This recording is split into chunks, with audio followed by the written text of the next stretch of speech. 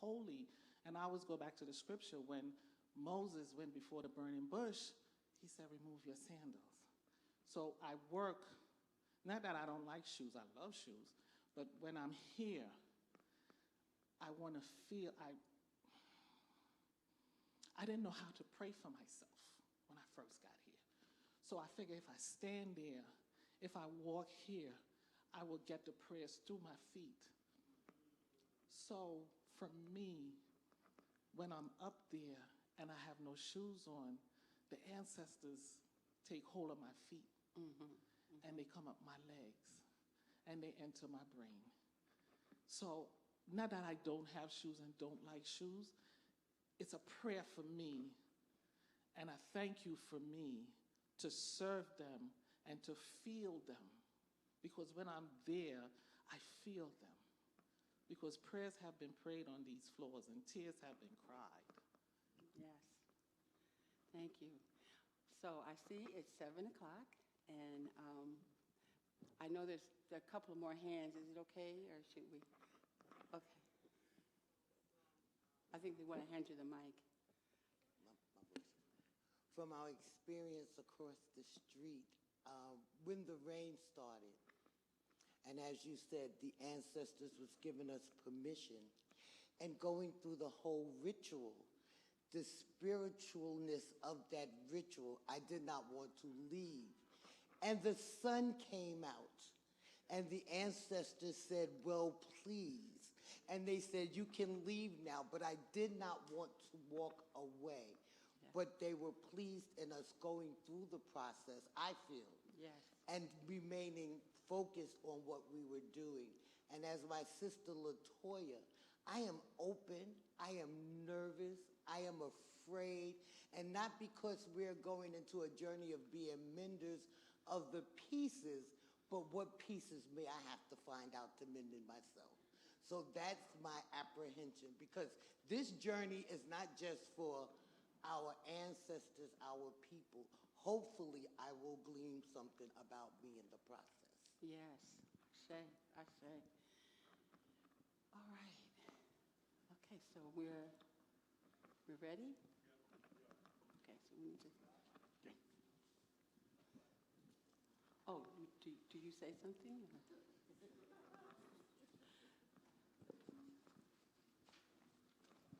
Good evening, St. Paul and St. Paul Nation, and everyone who's joining us virtually. Welcome to MAAFA 2022, our master classes. And we started out this morning with Dr. Black, who blessed us.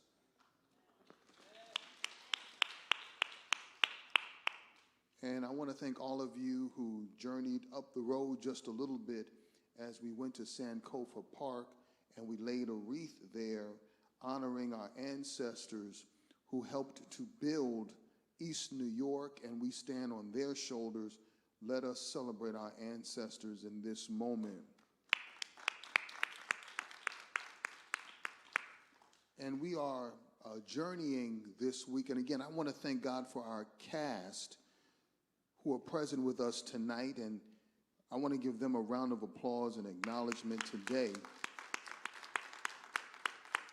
And so our cast, many of our cast are going to be on a journey together that's going to last about a year. And I want to thank God for our speaker tonight, who has helped us to think through this journey. And we began a ritual in the Healing Hut. And she's going to explain, hopefully a whole lot better than I can, the meaning and purpose behind ritual and sacred memory. And so that is why I've asked her to be with us today. We went to Africa together. We did. Right? We went to Africa together. It was my first time on the continent, and was able to go back to Ghana for the year of the return. And it was an awesome experience. And it was just a small cohort of us who went and experienced that together. And I'll tell you, through the Proctor Conference, Dr. TOURE, you have been a blessing, and somehow God and the ancestors have caused us to intersect one more time. You met Dr. Mark Lomax this past Sunday, who blessed us, Dr. Lomax recruited me to be a part of the ITC, to be a cohort guide. And I didn't know what that was. And I believe, Dr. Torre, you helped to frame that entire program. Yes.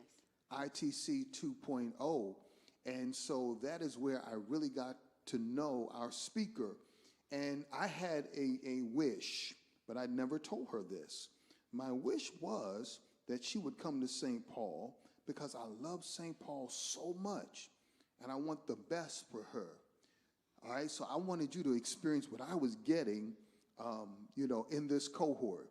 And so that water ritual that she spoke of, I never shall forget the first time I experienced it. It was just so powerful. I said, man, I should do that with St. Paul. But you know what? It would even be better if Dr. Torre would come to St. Paul and share some of these rituals with us. And you can read her bio and the bios of all of our speakers, but I want to speak from the heart.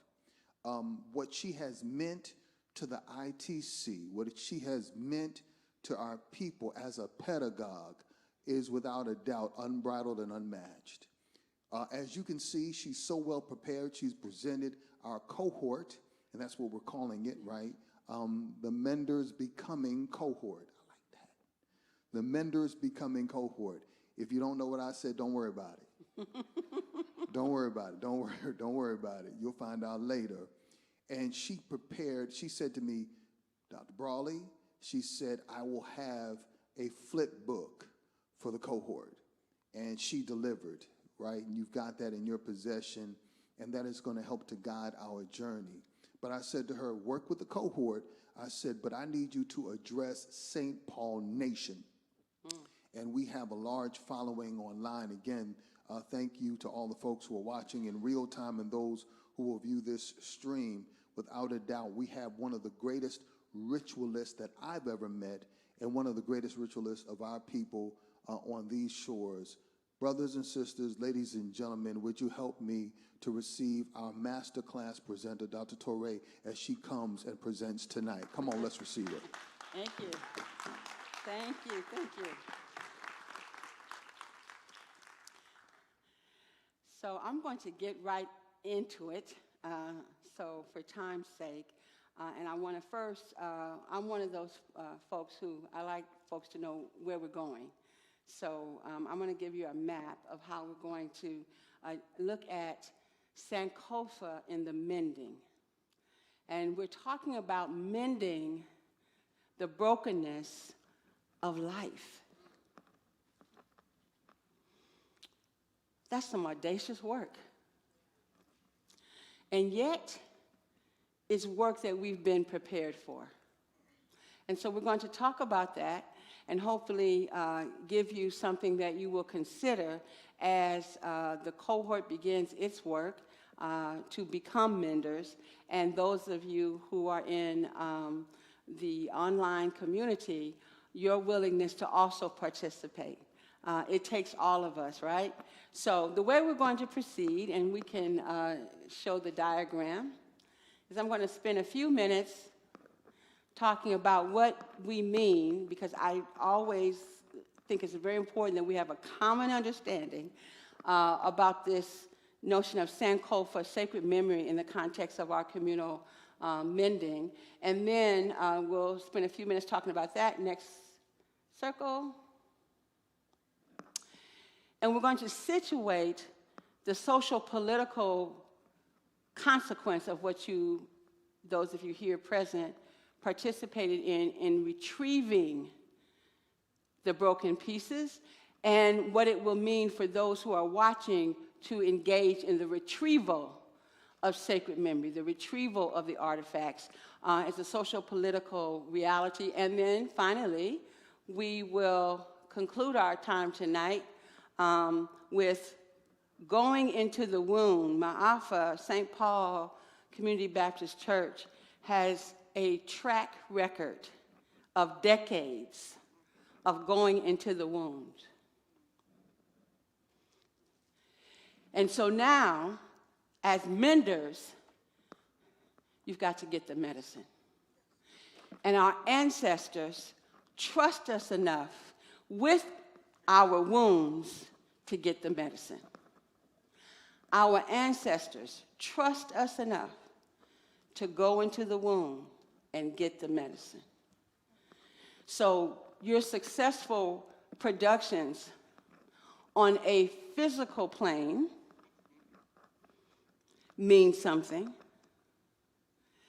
but your successful productions have also meant something on the spiritual plane in terms of the healing. I want to bring one particular scene from this year's production, but everybody may not have seen it yet, so should I do that with the live stream? Is it okay? Okay. So I wanted to share one particular scene to give you an example of how the MAAFA productions have been going into the wound and getting the medicine. There was a scene in this year's production where a slave who had been sold off from his wife, Buster, was writing a letter to his wife, letting her know how they were faring. And in that scene, a woman appeared with child. And the production portrayed that they were connected and that it was meaningful.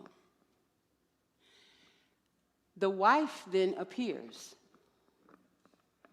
and there's joy and happiness that the wife is okay. And the wife takes the pregnant woman and carefully helps her give birth.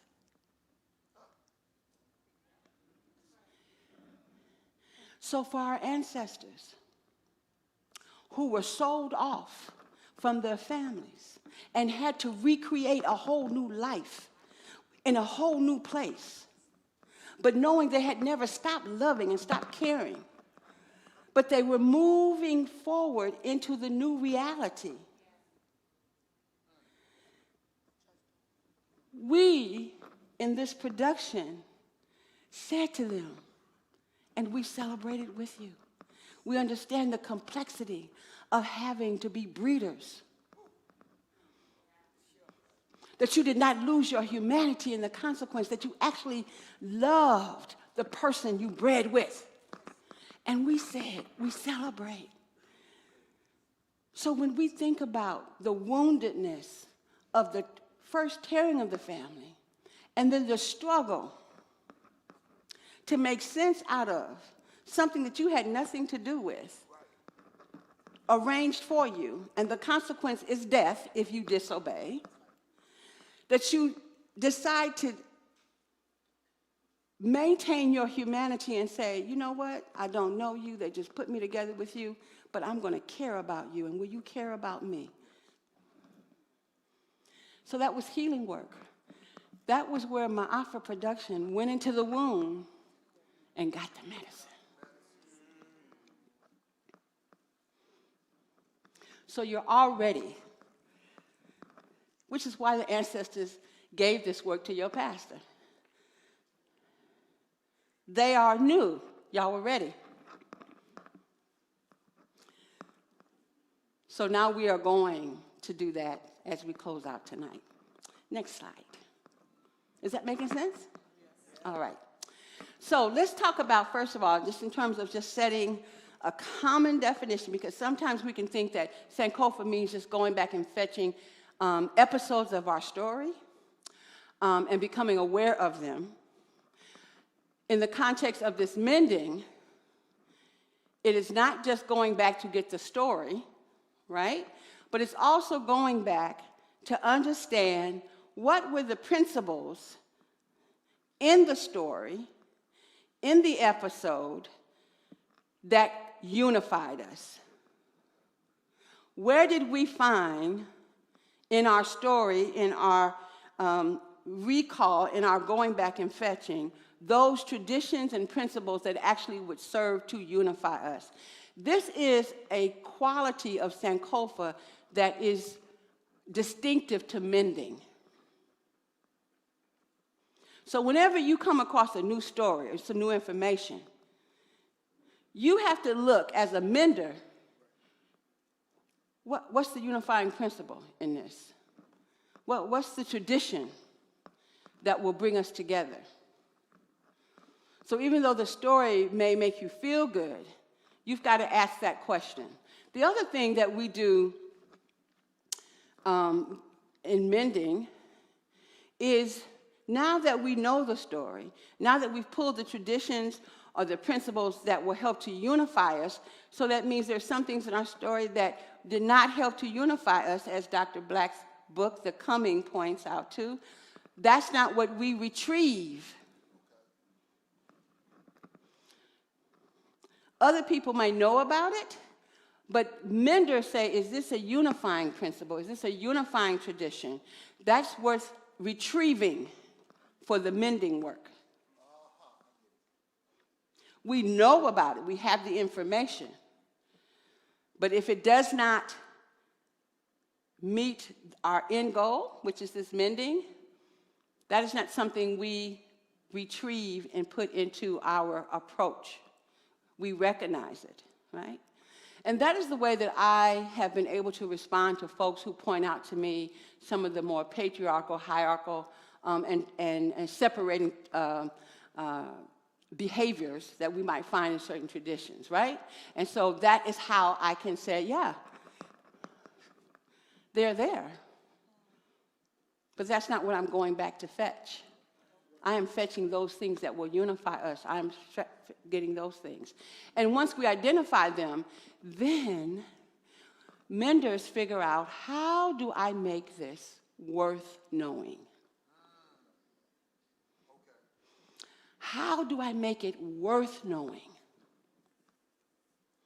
Now, that is a very critical question for us right now, because we're in a very complicated and destructive situation as African people globally.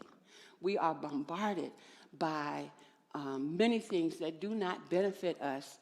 So when we talk about bringing and retrieving these things that we know will be unifying principles, we can't expect it just because we bring it, there's going to be this great revelation, and black people say, oh, now that I know, I'm turning, and oh, yeah. What makes it worth knowing?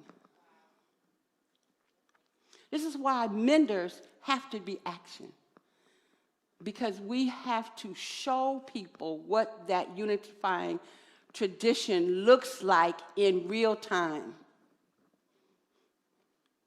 We are not rhetoricians. We just don't talk for the sake of talking. So if I profess that rituals are important and are unifying, I had better be prepared to also communicate to you, why is it worth knowing? Not just do the ritual and then say, okay, don't you feel better? I have to do my work to figure out, how do I make this worth knowing? So for me, as a Christian educator, which is why I go and say, let me pull Hebrews, because that's something folks have already agreed in themselves is worth knowing as a Christian. Oh, let me pull the Passover.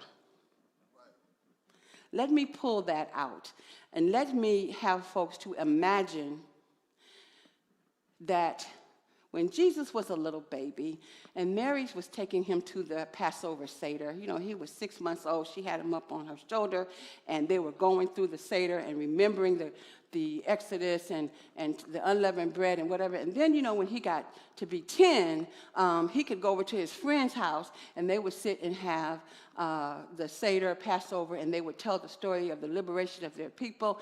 And, oh, I am so sure that while he was on the road with his partners called disciples, and the time came around, they had the Passover meal to remember the story again about his people and how they were liberated, such that when it got to a point in his ministry where he understood that he needed to do some mending work, he took the story that was most familiar to the people he was doing the mending work with and said, oh, yeah, we already know this story, and we do it all the time. And so next time, remember me. when you do this story. And so he situated the going back and fetching and retrieving the story of his people into a context that they had already had value. They already thought it was worth knowing. And then he put his mending work into it. So we take our communion in remembrance of the mending work that Yeshua HaMashiach did.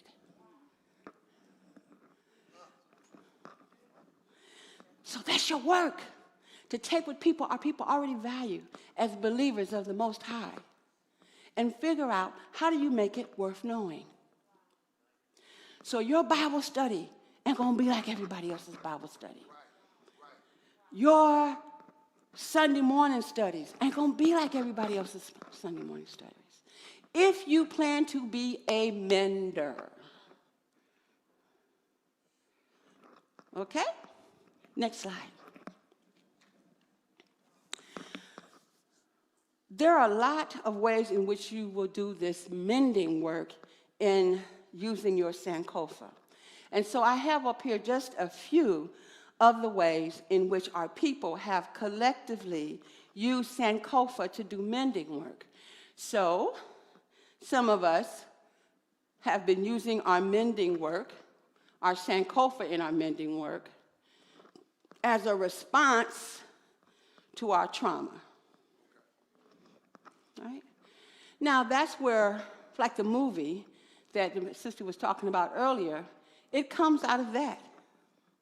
It comes out of a place of saying, we never did anything, no time, nowhere. And someone said, okay, to respond to that trauma, let's make a movie about the great things that African people have done. So some of our mending work is, in fact, going to be a direct response to the trauma, right? So we're aware of that. We need to understand that that's one of the ways. The other ways, though, some of our mending work are the recovered retentions, the pieces of the calabash.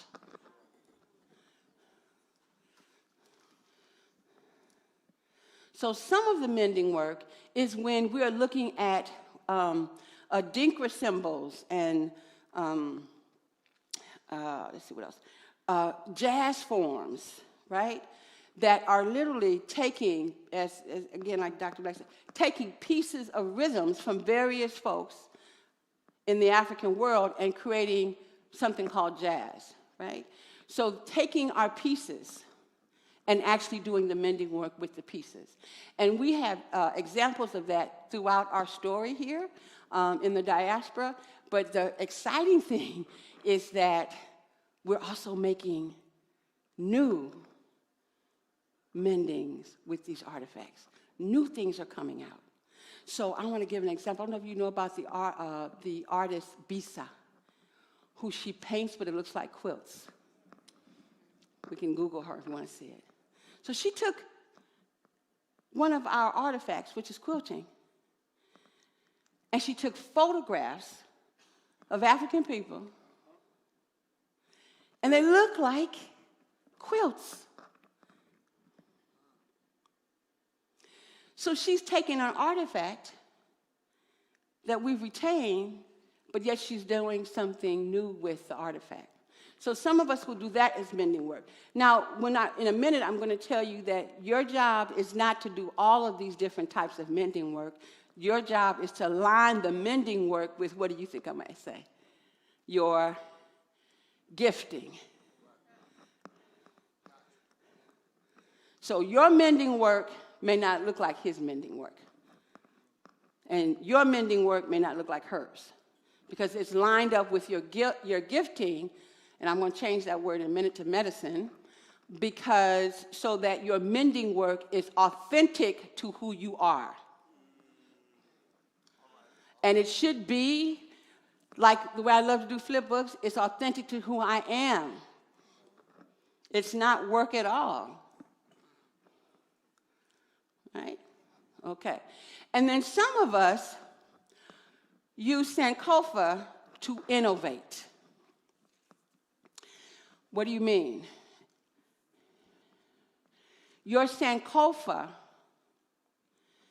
can influence your what if. What you recall can inform what you see as possible, can influence your imagination. I like to use this example. I bake sweet potato pies. I make a slamming sweet potato pie. I will. I shall. I can brag on that. I can brag on that. But I know it's very good. However, if I present my sweet potato pie to someone whose past experience with sweet potato pie has not been very good, it does not matter how good it is, because they cannot imagine a good tasting sweet potato pie. And I will have to do all kinds of contortions to get them to even taste it, to then say, oh, I had the wrong impression. So if our Sankofa does not include our brilliance, creativity, distinctiveness, and our uniqueness, it is hard for us to imagine. If our Sankofa did not include what we've built, what we've changed, what we've moved, it would be hard for us to imagine. Our what if is informed by our past. You know, I've never learned to swim. I tried and I can't do it. It's just not something I could do. No, I'm a really good instructor. I can really teach you how to swim. No, I can't. Well, can't you at least imagine yourself? What? No.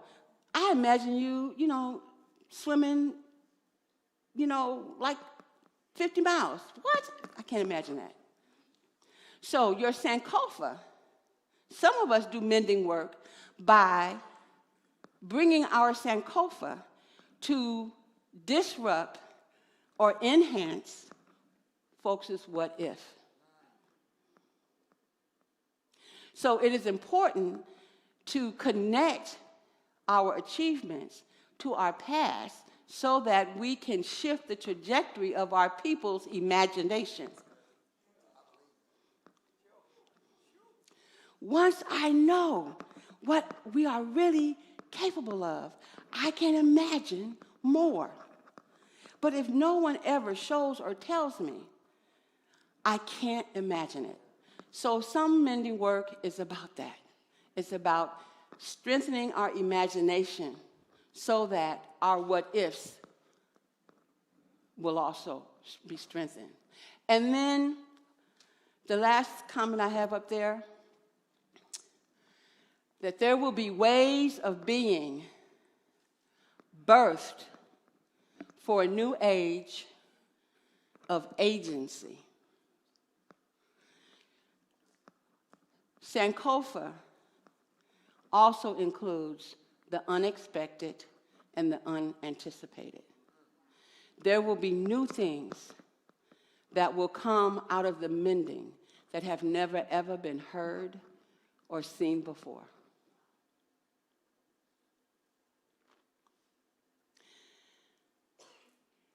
That it requires a mender to get comfortable with the unfamiliar.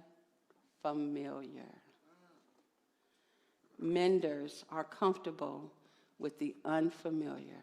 That is not an easy task. Half of the time we make decisions based on what has happened before. And so if you can't talk about what happened before, I don't have as much confidence in it. But menders recognize that one of the roles of Sankofa, of going back and fetching, of recalling, of telling our story, is that there's going to be something birthed that actually never ever happened before. Brand new.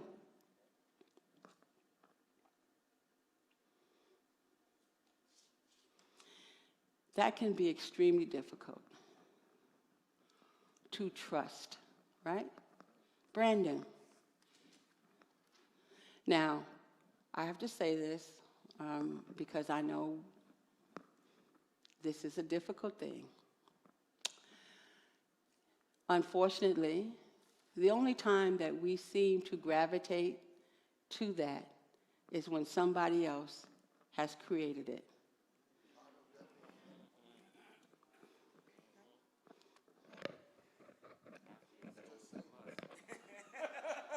I can just say it. So the only time we seem to gravitate to the unfamiliar is when white people create it. Then it's okay. So we'll go out and get a Tesla. They created it. We got it. We didn't care that electric car. We didn't care any of that. We said, woo.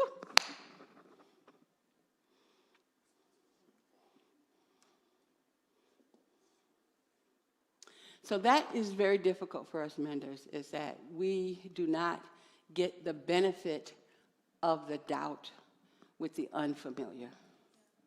Say that one more time. We do not give the benefit of the doubt to the unfamiliar unless it comes from someone else. So our mending work in that regard is to help us to trust our own imagination, right? To help us. Menders will help us to trust our own imagination. Next slide.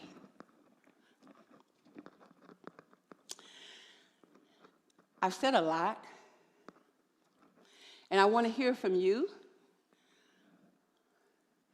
because you've been doing this for a while now.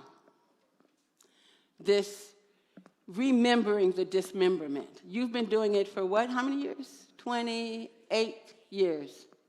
Remembering the dismemberment. That's what MAAFA is. And so I want to know from you, where in this remembering the dismemberment do you get stuck? Where do you get stuck?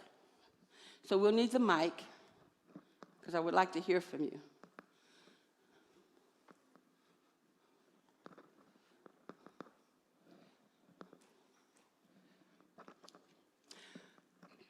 I think we're waiting for a mic. I think his hand right here. Where do you get stuck?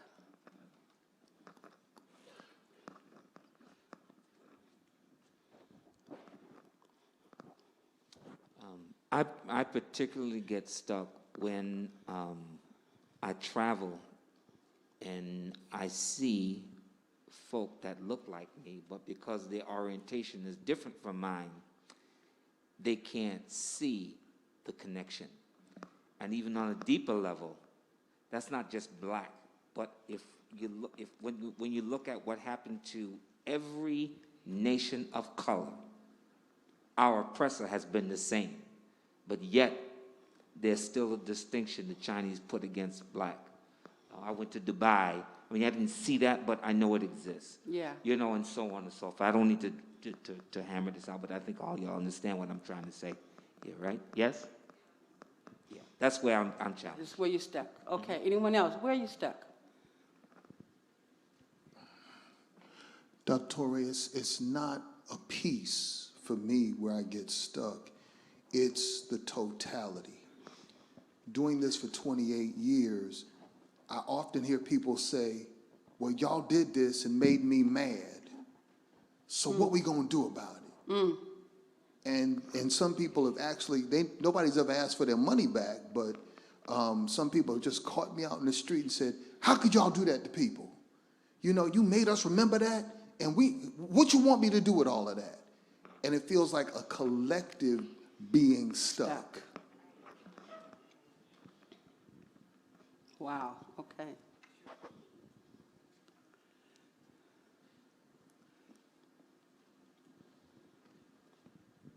One of the pieces where I get stuck is the idea that we're experts and we stop learning. And so that's the part of the remembering, and just we get lazy with the accolades of doing it for 28 years. And we also think the story has been told already. And so we try to make up new stories instead of going back and fetching some of the old stories that are there waiting to be told. So that's where I get stuck. Okay.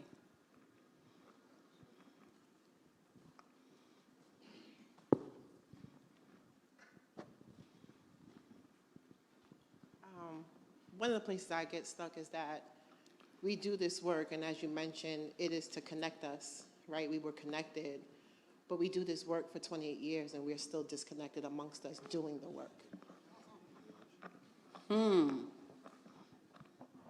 I was going the same place as that, what you talk about, the trust, right?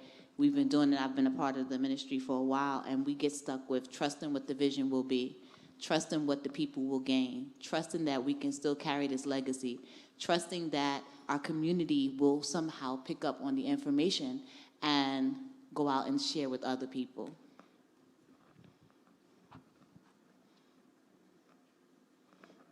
Someone over here.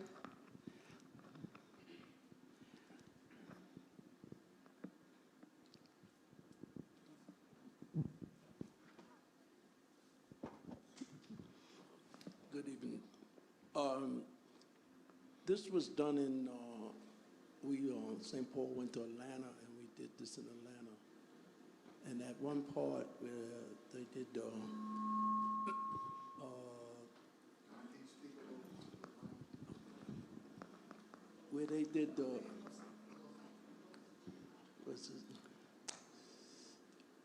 Willie Lynch letter. And they were speaking on the Willie Lynch letter. I was happening to be sitting in the back of the church.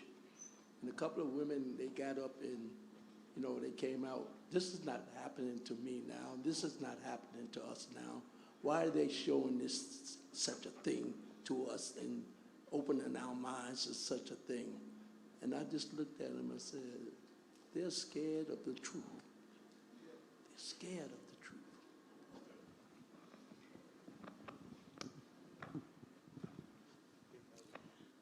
One more?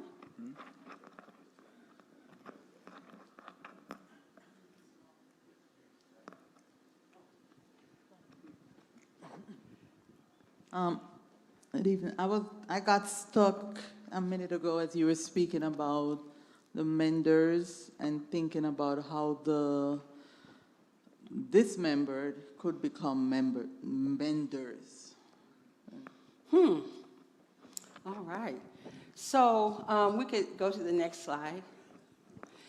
So here's this other aspect about Sankofa in the mending, is that we are taking this time to share the reality that simply remembering the dismemberment does not exclude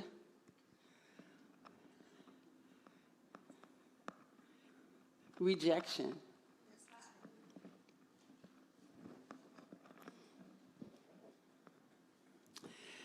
So rejection becomes something that as a community of menders, you have to learn to sit in.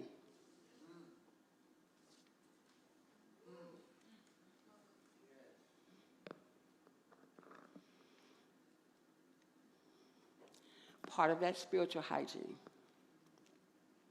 How do I sit after all those weeks of preparation? How do I sit after what I know it was doing to me and through me? How do I sit with, what are you going to do about it? Sean, what are you going to do?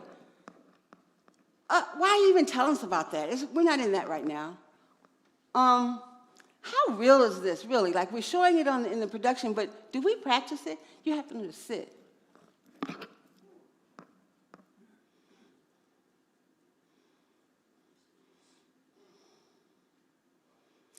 It becomes a part of your cachet, sitting in rejection. No, I want the pastor, the associate pastor to fix it. Let me get myself comfortable in this rejection.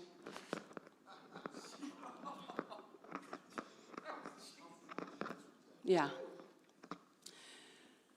Because acceptance is not actually the goal of mending.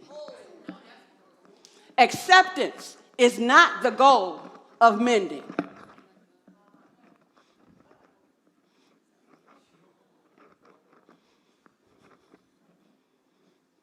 It's not. That's some other work. It is not the mender's work.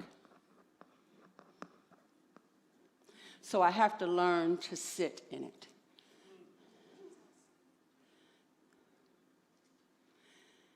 This is why it takes all of us, those who are not called to be menders, are not in this room.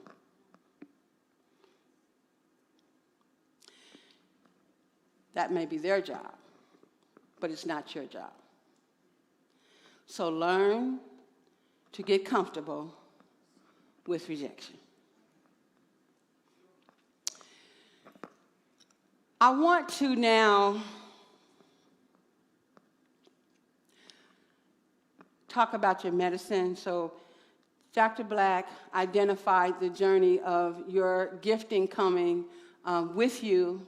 It's designed in the cosmos, you bring it here, and that you operate best out of your gifting. In the Dagara tradition, this explanation is interpreted as medicine. That you come here with medicine. And that a family and community helps you to recognize your medicine and then afford you space to experiment with your medicine so that you will be most effective in using your medicine. Part of the mending community work in understanding your medicine may be that your medicine is best served somewhere else. There's nothing wrong with the gifting that you have, but its utility and effectiveness is for another part of the broken calabash. So part of the journey in the Dagara tradition is to help you seek where your medicine is most effective. So when you think about people that we now honor, like Malidoma Somé and Sobonfu Somé and all the books that you have probably read, Healing African Wisdom, that they did all that for not the Dagara people. Their medicine was for us. So imagine if they had said, "Well, no, I just want to work with Burkina Faso. I just want to use what I've gotten in my homeland, with my own people." But the ancestors had them to cultivate their medicine for a whole nother community, which we benefit from. Those of us who are into African-centered ways and Sankofa, we're reading all of their things. And the list could go on and on. So, your work together is to help each other cultivate your medicine. Recognize it, learn to use it, experiment with it. But we also have to have rituals for sending you somewhere else. Because I don't know if all of your medicine is for right here. I don't know that. I know that you are called to develop it together.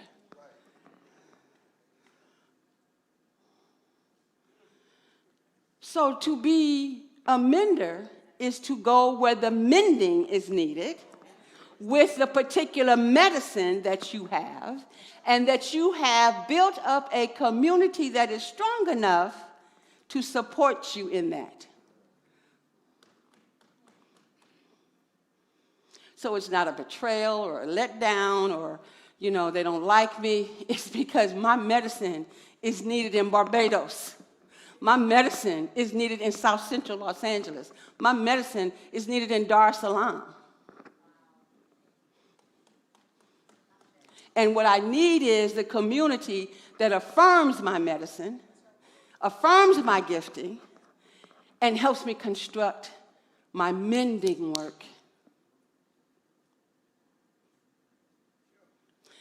I can return home anytime. This is where medicine, as gifts as medicine, departs from our common understanding, because we're thinking of gifts as this individual set of characteristics that, God's given me, ancestors support me in it, and, it's for me.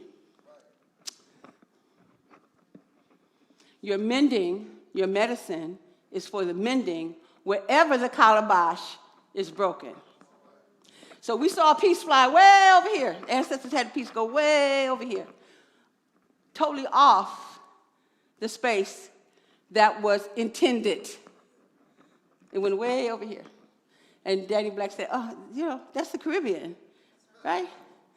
So your journey together and our acceptance of doing mending work may mean that we will be other places, because it was never for us. And I wanted to put this definition up there because I always hear people say, well, I get lost. I know African Ways talks about communalism.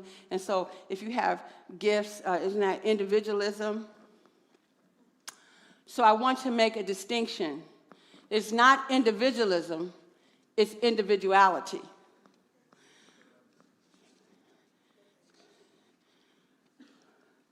So there is something very distinctive about your being. The Creator intended it that way. Your individuality, your medicine is distinctive. The community helps you to learn your medicine. Now, we have done some of this kind of work with large groups, and some folks in there would say, raise their hand. I remember a young man, he raised his hand. Sabonfa and I used to do this work together, and the young man raised his hand, and he said, but where I'm stuck at is I don't even think my family supports or recognizes my medicine. What do I do? And Sabonfu responded that that's very and highly possible. It's very possible, she said. It's highly possible, especially since we've been so oppressed, that your family member may not understand your medicine. And that is why, and then I added this, we must build, and if Melba's on, she'll repeat this. Michael, know what I'm about to say. That is why we must build a community that is strong enough to do what? Hold our truth. They are not prefabricated. They don't just appear because we joined a Baptist church. They don't just appear because we moved into a particular neighborhood. That we have to have the conscious intent to build community strong enough to hold our truth. So whether or not our family understands our medicine or our partner understands our medicine, that's okay, because we have created a community, a group of people that is strong enough for me to be vulnerable. So when I say build a community, that's what I mean. That you have to do that. That's the work that we do. And we denounce, in the African Sankofa way, individualism. And individualism is where you are setting what is good for you above the community. That's individualism. Above the community. The moment that you say, what this individual freedom means to me is more important than any community, any collective. That's individualism. Individuality says, you are distinct. And we need your distinctiveness in our community. And we are committed to building a community that is strong enough to hold your individuality, not to have you suppress it. And that to me is very important, because a lot of times when we're dealing with African ways, people say, well, you just want everybody to be in the community, and I'm an individual person. Yes, you are, and you have very distinctive medicine. But we do not put your medicine above the welfare of the collective.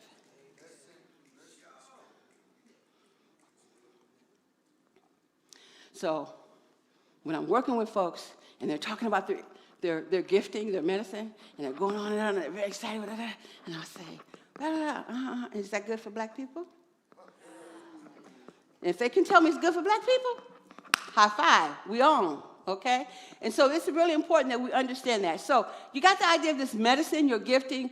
Daniel Black's word is gifting. I use medicine from the tradition of the people of Burkina Faso, the Dagada people. They call it medicine, right? Okay, so that's what we're talking about. Next slide. This is a resource for you. For those of you who are feeling that your medicine involves ritual work, there are some resources that I can also get to you. This is one of my favorite ones, because when we are doing mending work, there will be instances where you really do need to do ritual work of resistance. In our conversation on the first night, I told Dr. Body, there are times when there are energies that you have to uninvite. And you really have to know what you're doing. So that part kind of goes back to like some old church things. You know, like when folks would get, there'd be some kind of revival, and they'd always have some kind of anointing line, right? And people would come up there, and, they're standing in an anointing line, and then somebody would get struck, and they may pass out. And then somebody else gets struck. But then somebody gets struck, and they start talking, speaking in a way that the preacher recognized as a contrary spirit. And so you have to know what to do with that. Now, I have been in those situations, and like there'd be like 3 or 4 people who have preached the whole week, right? And they're all up there in the front, they're all anointing. And that person that had the contrary spirit shows up, and I watch folks move to the side. And there was one preacher who knew what to do with that contrary spirit. And I had a prayer warrior friend in there, and I looked over, I said, Santa, as long as you stay in the room, I will stay. Because I know your prayers are effective. Because I do not want that contrary spirit going home with me. So rituals of resistance actually helps us to understand how we uninvite. To me, Jesus is the best example, because when that man was in the cemetery and he was acting all wild and crazy, Jesus did not talk about the brother. He didn't talk about the brother because he understood it was a spirit. And so the first thing he did, and the first thing I learned to do, was then ask, what spirit is this? When I see the contrary spirit. So Jesus has an example of being this mender who recognized the spirit that needed to be uninvited, right? The thing he also recognized is that its spiritual energy cannot be destroyed. It can only be transformed. And so he didn't go on like, I'm binding you, and he didn't do that. What did he do? He sent it somewhere else. So if you come across menders becoming a contrary spirit, do not think that your spiritual discipline has equipped you to transform that energy. No energy can be destroyed. It can only be transformed.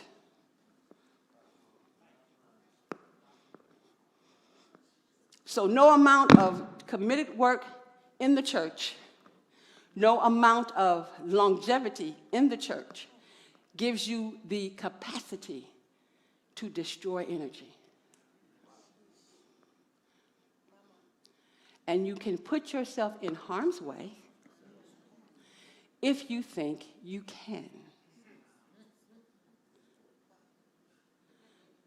Energy cannot be destroyed. It can only be transformed.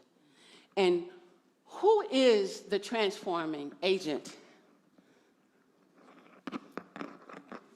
Who is the transforming agent? Is it the pastor? Who is the transforming agent? What? Say it again. Say it again. God, the sovereign of the universe, the creator of all things, the ultimate reality, the author and finisher, the one who is called the great I am, is the transforming agent.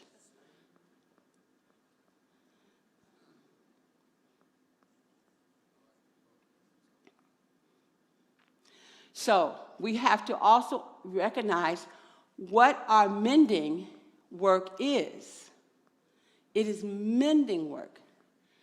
If there's going to be a transformation of the mended calabash, it will come from the Creator. We can mend the pieces back together. And if you could close your eyes and imagine that calabash all mended with all these now lines of evidence of being cracked, but now closed by some substance that it looks like a puzzle. And what I'm saying to you, if you can imagine that, then imagine that the only entity that could have that calabash look like it was before it was cracked is our sovereign of the universe. So our aim in mending is not, oh, I know this is not going to be, you're not going to like this. But our aim in mending is not transformation. That's God's business. We are called to bring the pieces back together again to make a whole calabash. It will look different unless God shows up and changes it. It will look different. It will not look like it did when it was first up there. But we'll be okay with it, with the evidence of the cracks. We'll be okay with it with the big and small pieces. We'll be okay with it with the top being a little bit dent because we did our work. And if God decides to transform it, so be it. But we'll be okay. We won't look for the perfection. We won't look for, it's not like the way it used to be, Pastor. What happened? You know, we used to do this so well. We'll like our completed work of mending. Does that make sense?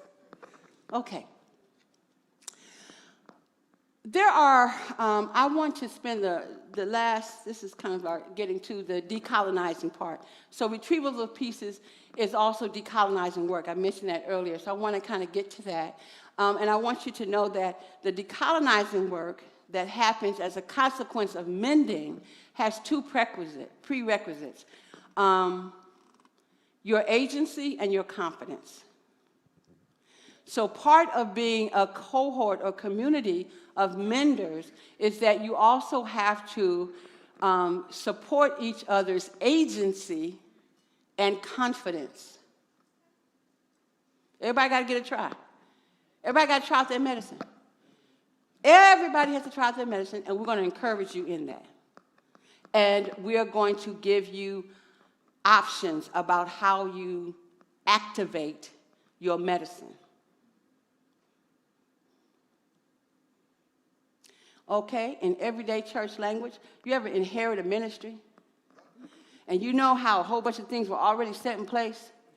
And what people really expect you to do when they give you the ministry is to kind of repeat what was already set in place? And so then your whole time trying to replicate this means that you're always doubting whether or not you're doing it the right way because, you know, you got 10 people over here that were in there before you, and so they got this litany of things that they can tell you, well, we used to do it this way, and we used to do it that way. Da, da, da. So, cohort of menders. That ain't going to be you. You're going to afford one another to have agency and confidence. This is so important for our people collectively. because we are denied so many opportunities to have options. We do not have in our community here in the United States very many examples of where options are provided. Our whole educational system tells us what to learn, when to learn, and how to learn it. And it's only unless you can go to some exclusive school that is run by other people that you learn to have agency and you're actually giving choices, right, about what to learn and how to learn and when to learn. And so part of a community of menders is to give each other the prerequisite of agency and confidence. Why? Next slide.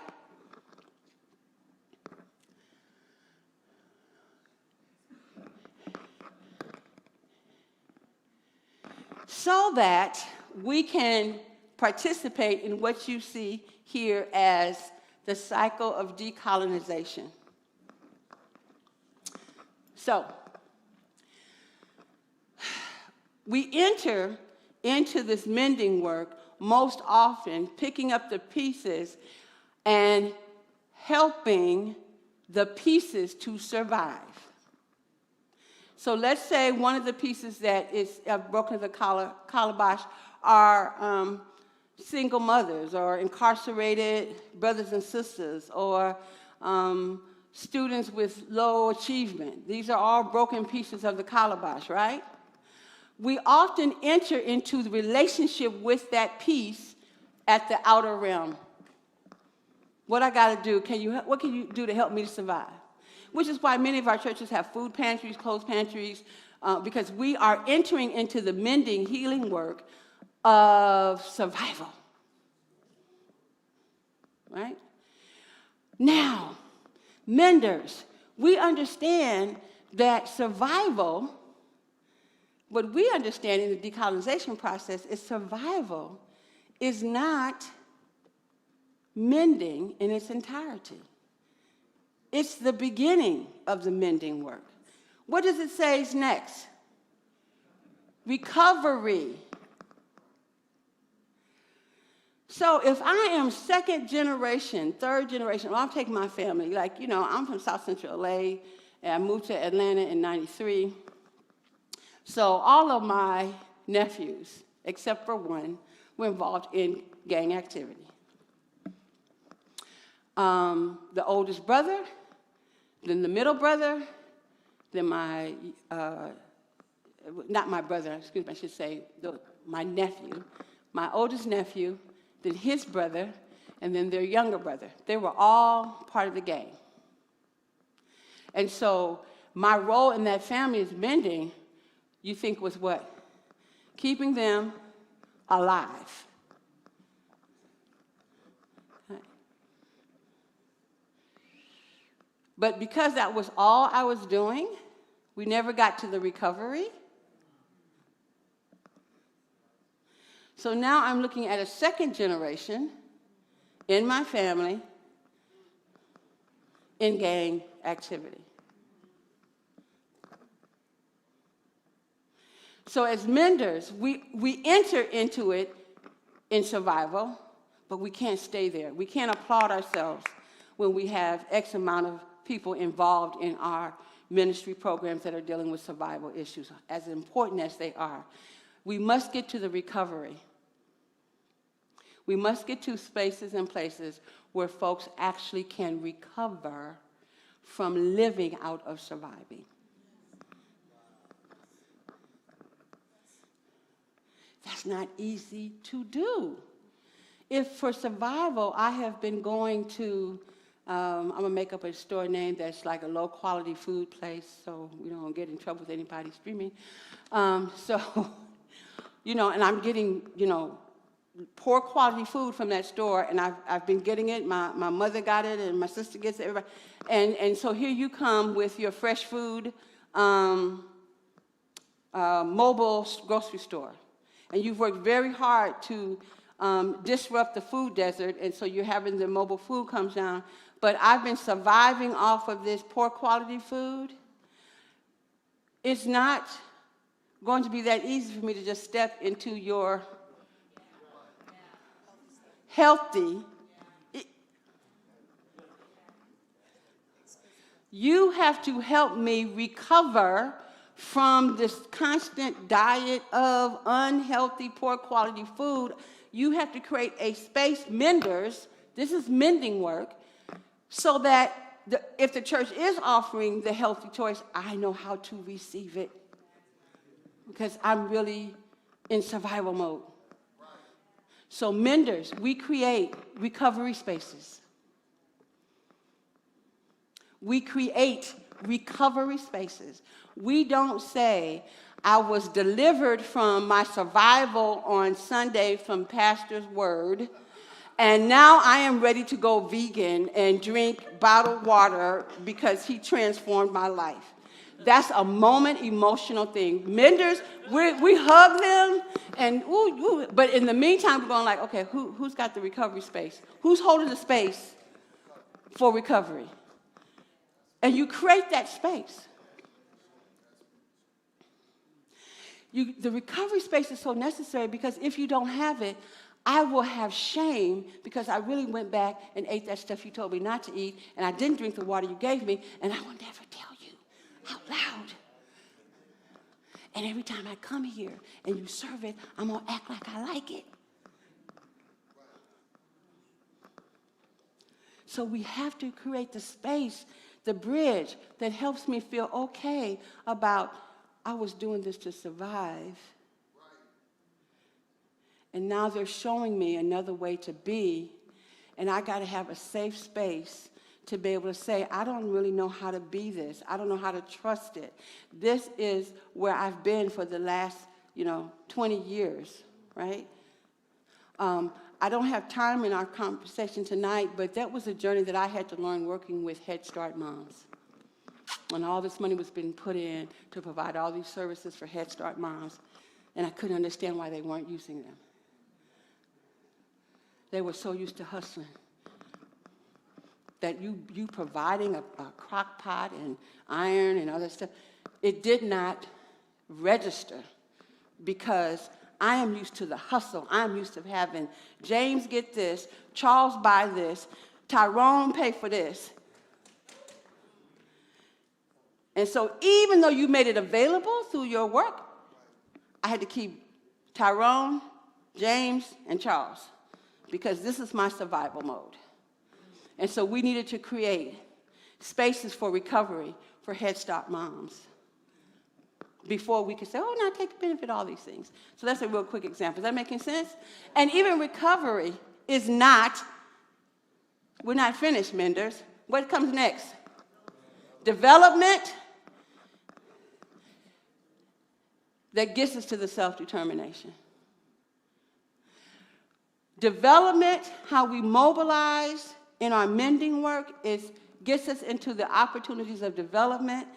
If we are effective in mobilizing, people stand on their own, and that's when God steps in and meets the person God created and does the transformation work. So menders, our task is to get folks to a point of self-determining, and God does the transformation. So they're not owing us anything. They don't owe us anything.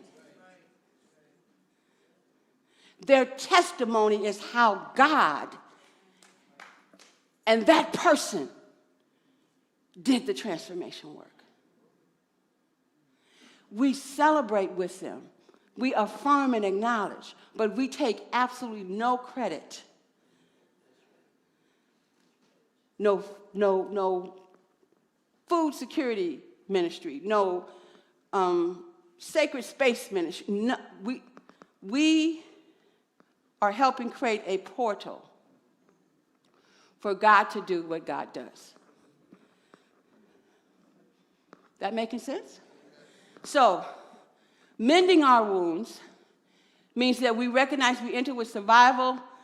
We must be more intentional about creating spaces for recovery, to give people time to unleash themselves from a survival psychology or psyche.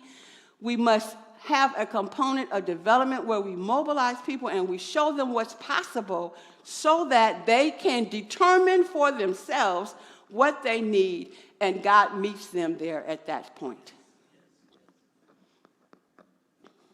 So this mending is both a way and an end.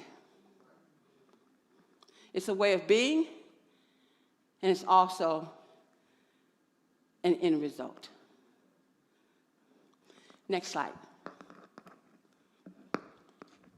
Here are some resources of the journey of decolonized mind, because I don't want you to think I made this up myself. And so I wanted you to know that this has been a long conversation that has been happening globally amongst all kinds of people.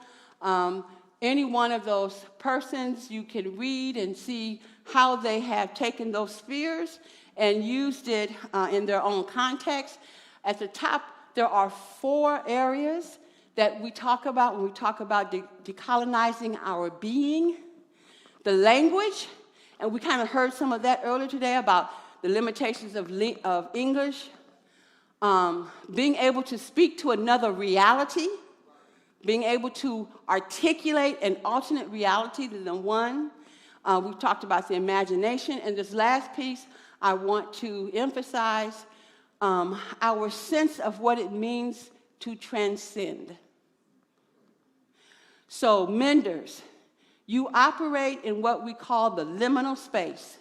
One foot is in the material world, and the other foot is in the spiritual world. You have to take care of yourself, because if you do not, you will lose your mind, operating in 2 different planes of existence. So you must have a spiritual discipline that reaffirms and supports you in operating in 2 spaces. You are workers, doers of the transcendent.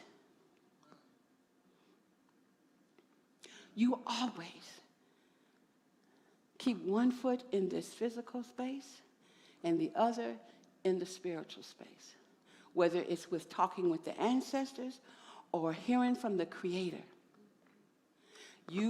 If you do not keep up with your own well-being, you will get confused about what you are hearing and who you are hearing from. You might mistake God for an ancestor.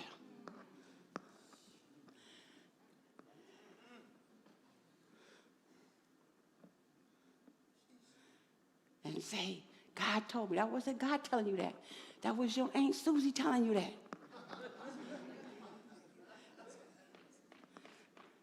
And so, workers of the transcendent, you got one foot, you're always operating in liminal space. The institution that houses you is an institution for liminal space. So you inherited this role.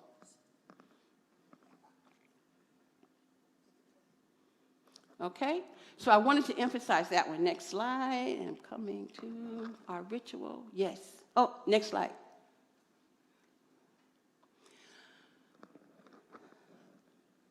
I just want you to read this.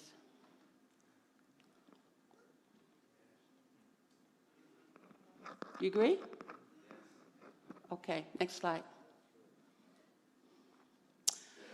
So, we're concluding with what Pastor told me about. We're going to do this cohort, but it's the whole nation. And so I listened to that and I prayed about that. So what does that really mean? So the whole nation is going into the wounds to get the medicine. Menders, that means that you are preparing yourselves to guide the nation in going into the wound and getting the medicine. Now, 28 years said you have already had sufficient practice of going into the wound. So we're not going to spend the year going into the wound. We're going to spend the year in getting the medicine. Looking at what you're doing and where the medicine has been, but we have not retrieved it. We just, dramatized it, we talked about it, but we did not go and retrieve it and bring it into the nation. So that is our work. That's what you're moving into. How do you get to medicine? Well, first you got to know your own medicine, right? You got to test your own medicine so you can recognize the medicine in the wound of MAAFA that you have been going into for 28 years. The community is going to be involved. That's all part of this journey. So I wanted to end with a closing ritual that tells the community that we're going into the womb to get the medicine for the village.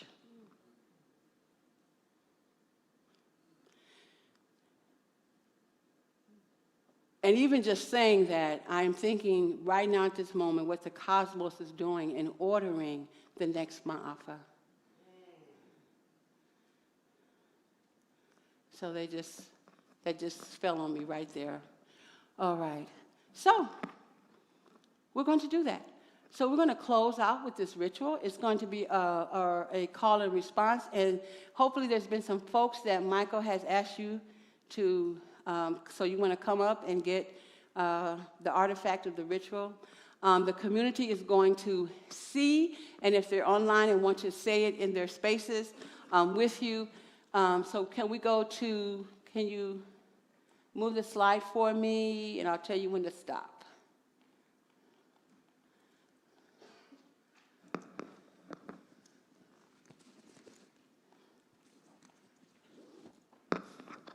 Slide. Next slide.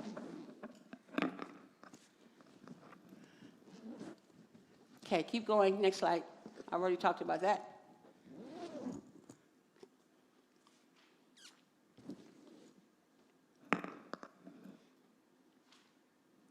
Yes.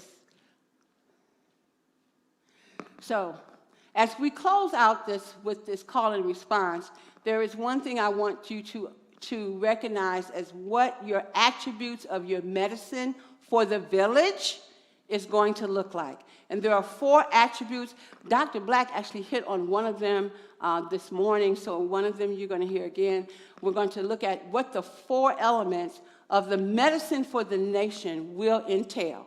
The reason that these 4 elements are being identified, as you can see, in the tree tradition, this notion of the divine dance, and how you as a mender and member interact with the learner and member.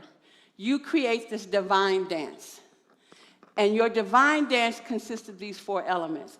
Okay, next slide. Oh, press enter.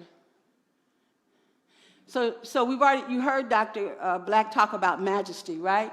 So your medicine for the nation must have the attribute of majesty. It must always show the village their greatness, right? And I won't elaborate on that because he did an excellent job in unpacking that for us. The next element that our medicine for the nation includes is mastery, which means we model to the village thoroughness, excellence as an aspect of our medicine. And if we take it into the physical realm and some doctor was giving you medicine, that's exactly what you want. You want it to be excellent, thorough, and complete. So we must have a way in which our medicine assists us in developing mastery, this attainment, this pursuit of the best that we can be. The next element of our medicine is Sankofa memory. Now, this is a little different than just having the information. It's the information the way we used to think about it a long time ago when they'd have us memorize things at the church, and they say, memorize it by heart, and you put it to your heart. So this is about our Sankofa memory, our sacred memory being in our heart, not just our head.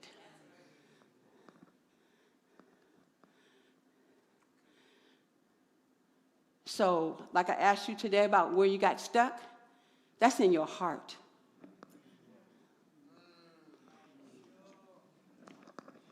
That's why I asked that. That's in your heart. That ain't a head thing. Hear somebody say, don't tell us that. That's a heart thing. So how do we now make sure that what information we have in our head becomes a heart thing? So our people, our nation, feel, experience a Sankofa the way we feel and experience. You know, you can give me some information, I go, oh, that's interesting, but I don't feel nothing. How do we make all of what happens in MAAFA or any other aspect of sacred memory in the St. Paul nation, I was about to give all the initials, feel, right? And the last aspect of our medicine for the nation is meaning. Meaning.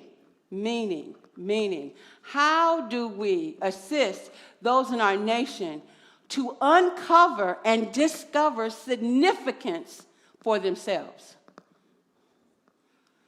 How do we do that? How do we create meaning that they want to uncover the same way you're doing, right, for themselves? All right, any questions about any of that? Yes. And, before you ask it, could you come out of the slideshow mode, and there is a call and response that begins, I think it's the last 3 slides. Would you please put that up? Go ahead. You gave 2 terms, sacred memory and Sankofa memory. Can you talk about how they're the same or how they're different? So Sankofa is the act of going back and fetch, right? It's going back and retrieving the information. There is a way in which we situate that information to make it sacred. So not all Sankofa is sacred. We have not done that. So I'll give you an example. I work with another group of educators, Sisters in Education Circle, and these are black women educators. They have a litany of black history people. They can tell you about Phyllis Wheatley, everybody, right? Because they're black teachers, conscious, and they have history. What we realized as elders is that even though they had this information, they went back and fetched, they had not made it sacred. They had not taken the information to have the learners feel as if it was consecrated, that it was something set apart for a particular purpose. It was an accumulation of information. So we can read and we can gain a lot of information about our people. That does not mean we made it sacred. So when we make something sacred, it means that you have set it apart for a particular purpose. So you have made MAAFA sacred memory. Somebody else could have MAAFA, right? They could go like, I even know more details about that, right? And they could rattle them off. But they have not made it sacred. Because to be sacred means you have set it apart for a particular purpose.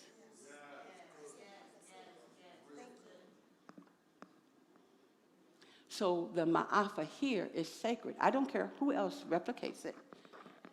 That doesn't mean it's sacred. You have declared it to be sacred memory, right? Okay? And so that becomes something we need to really, in terms of the context of the church, what aspects of the Sankofa do we want to make sacred?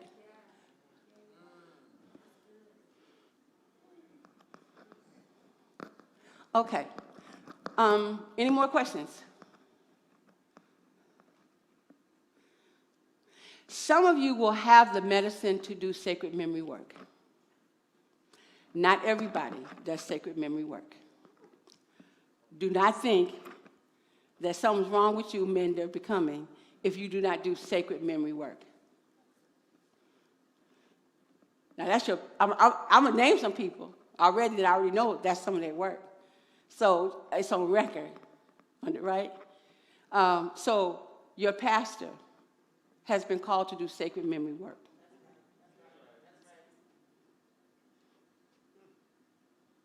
Many of us may be in this space doing Sankofa work. But he has been called, he's been summoned to do sacred memory work. He has been conjured. And he stands in a lineage of those who have done that work before him.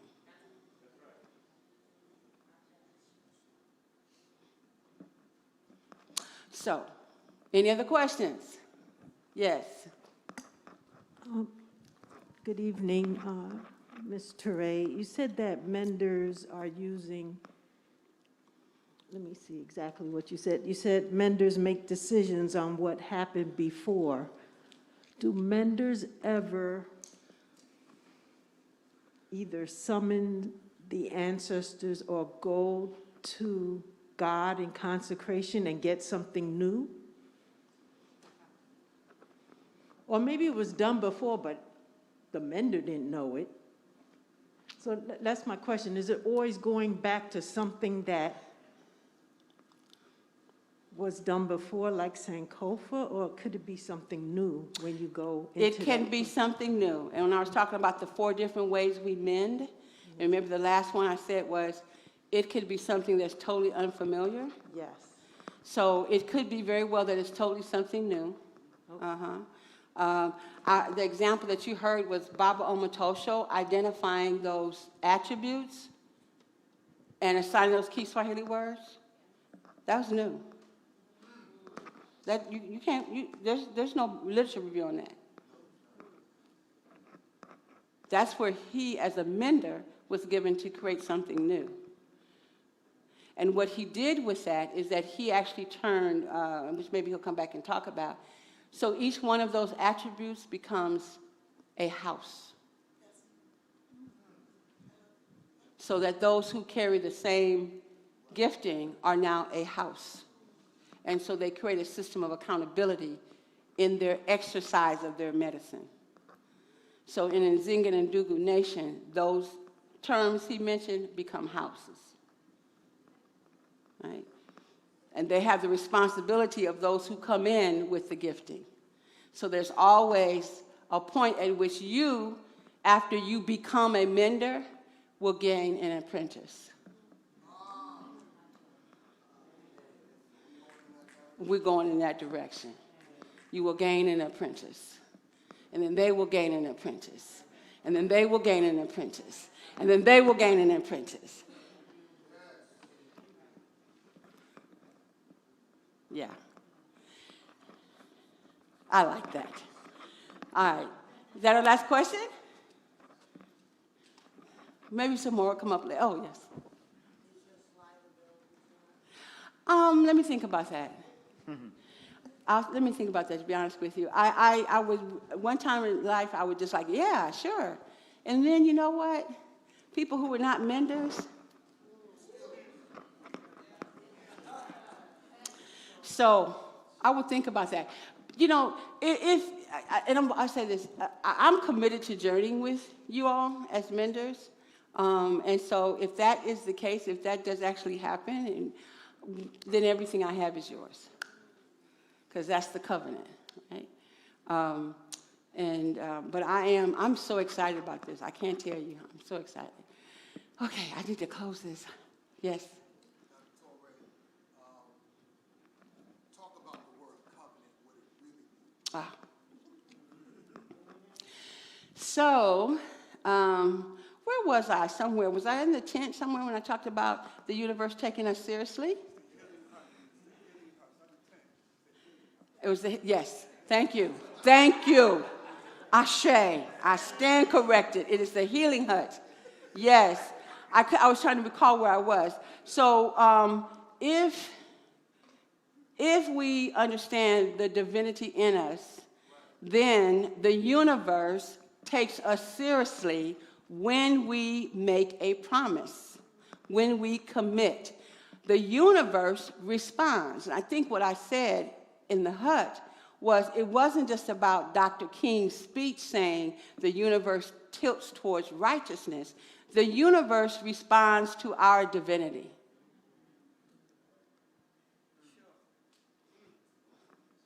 So, to make a commitment to one another is not just a commitment to one another. It is a commitment to the cosmos. And the cosmos then bends itself towards your commitment. Because it takes us seriously, the divine source in us.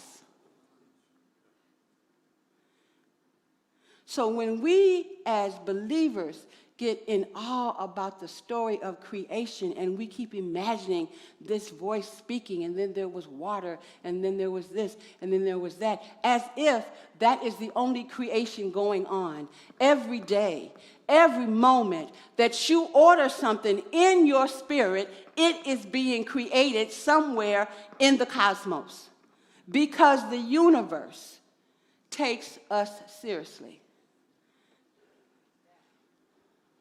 So our ancient ones would tell us things like, as it is above, so below. They understood that as we spoke, it was manifested in the heavens, in the cosmos.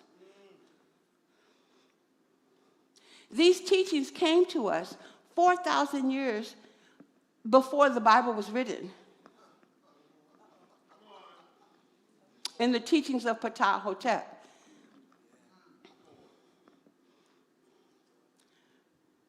As it is above, so below. So when we make a covenant, it is not based on something solely on our preference or our desire at the moment. And when we break covenant, individual actions have communal consequences. And so when we talk about the coming, we who are in this mending community will say, what was the covenant that we disregarded so that there was a coming? What was the covenant that we ignored, that there was this great disruption? What did we speak into the cosmos that we did not honor?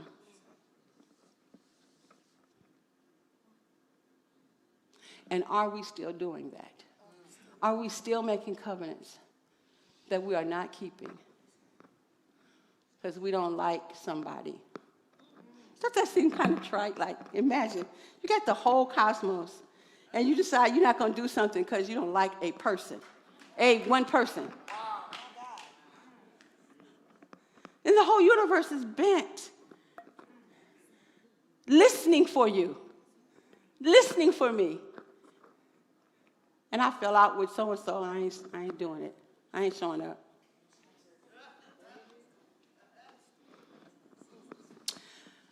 We end with this utterance.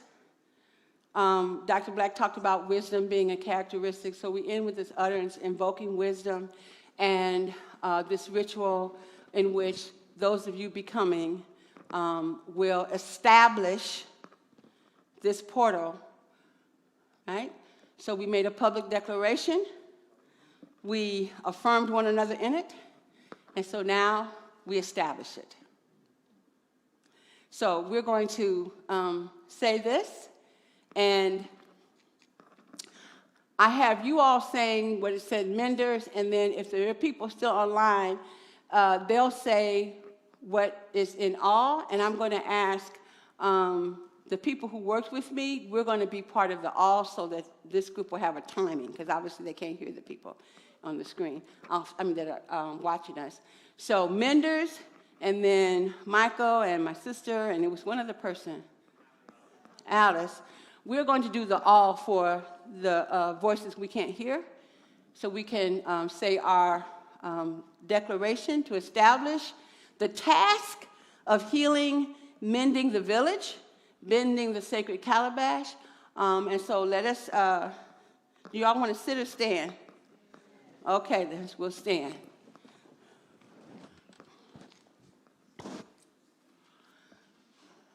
All right, Menders, you start.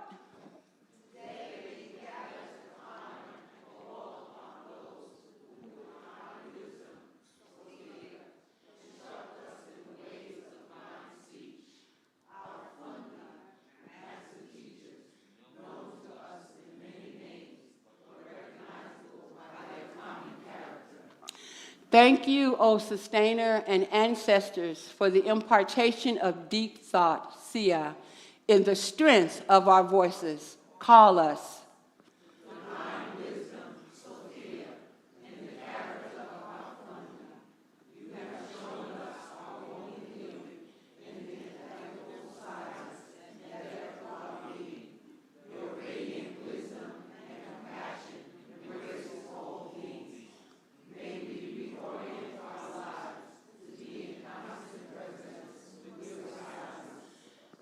Thank you, O Creator and ancestors, for the impartation of deep thought, Sia, in the silence of deep self-knowledge. Quiet us.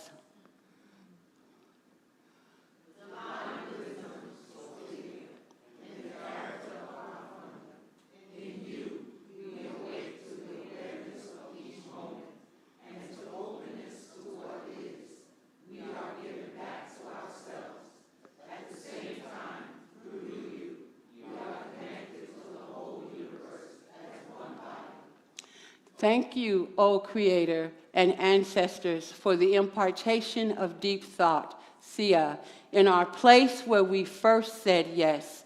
Return us, deep thought, in the wellspring of compassion, overflow through us.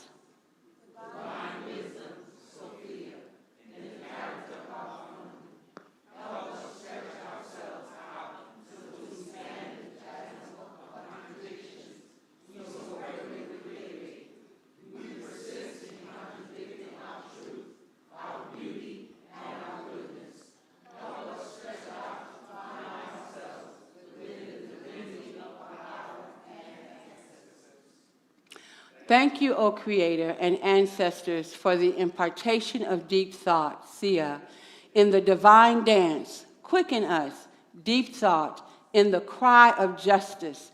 Embolden us, deep thought, in the garden of the Christ consciousness. Take root in us. Divine wisdom, Sophia, in the character of our Fundi. May we break free from the wounding of our own anxieties. May we always remember that your beauty triumphs over the suffering inherent in life. Your cloak is the very fabric of the cosmos. May your radiance to the light shining in our own eyes, that we forever see the divinity in ourselves and in all of creation. Amen and Ashe. Ashe. I'm going to turn it over to Michael so we conclude with the participation of the Menders becoming.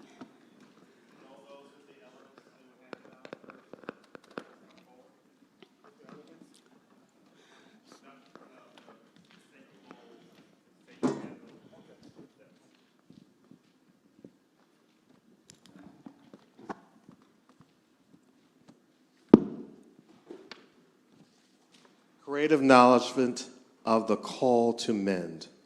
Call to a community of menders. Psalm 78:1, a maskil of Asaph. Listen, O my people, to my instruction. Incline your ears to the words of my mouth. I will open my mouth in a parable. I will utter dark sayings of old, which you have heard and known, and our fathers, parents have told us.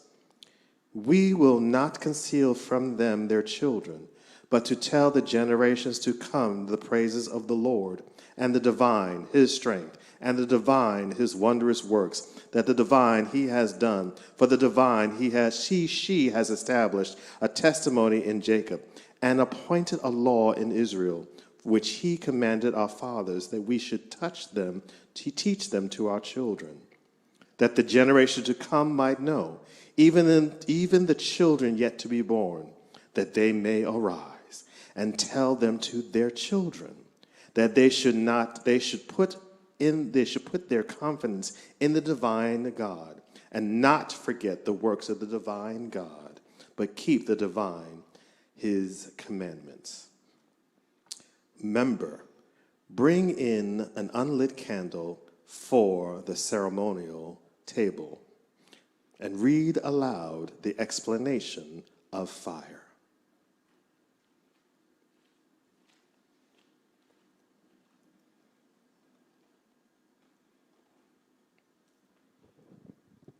If you know the community, you know the divine God.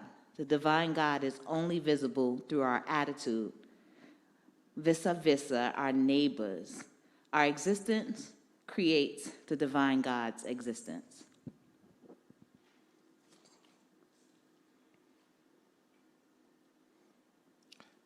Mender, bring water bowl and read aloud the explanation of water.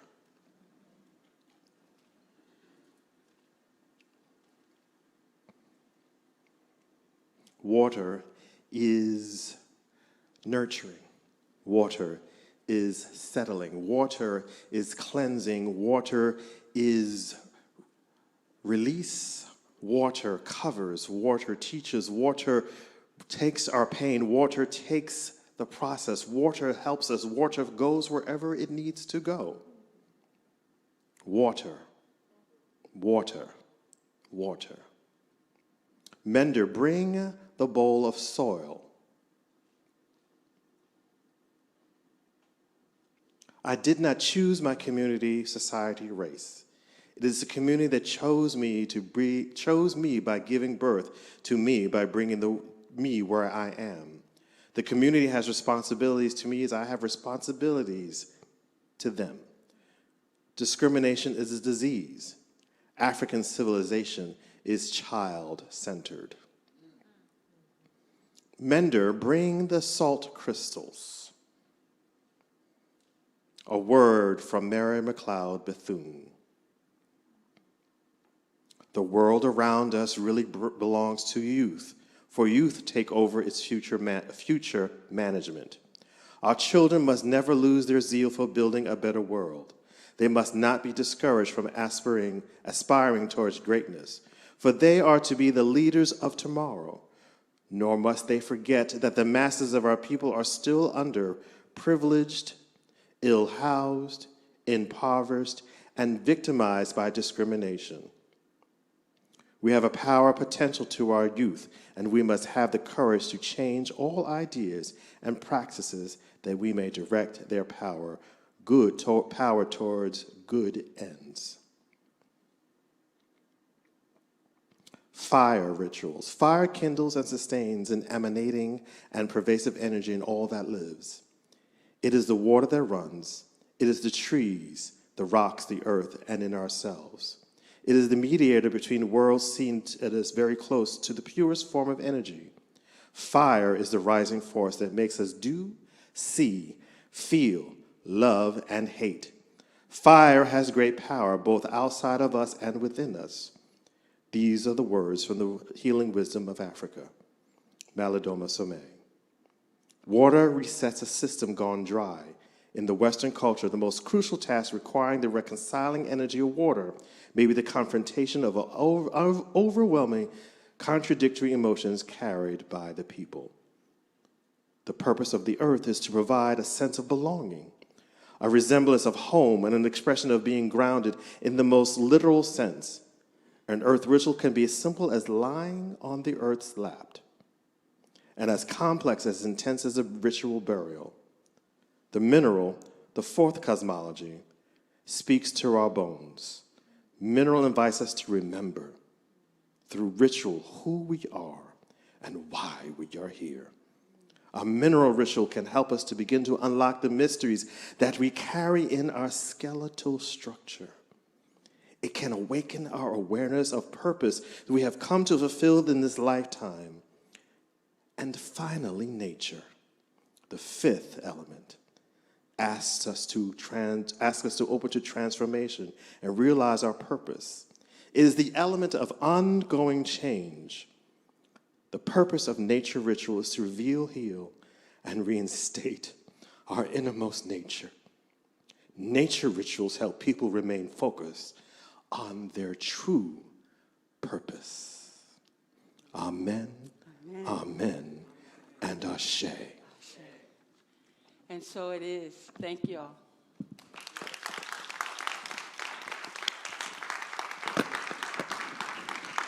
Thank you, Dr. TOURE.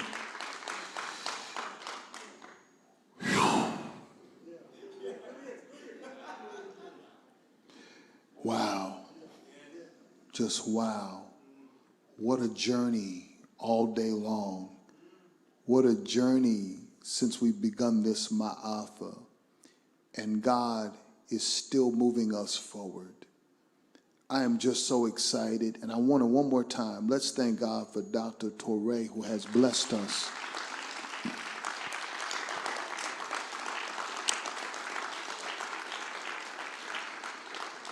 And I know y'all heard her tonight.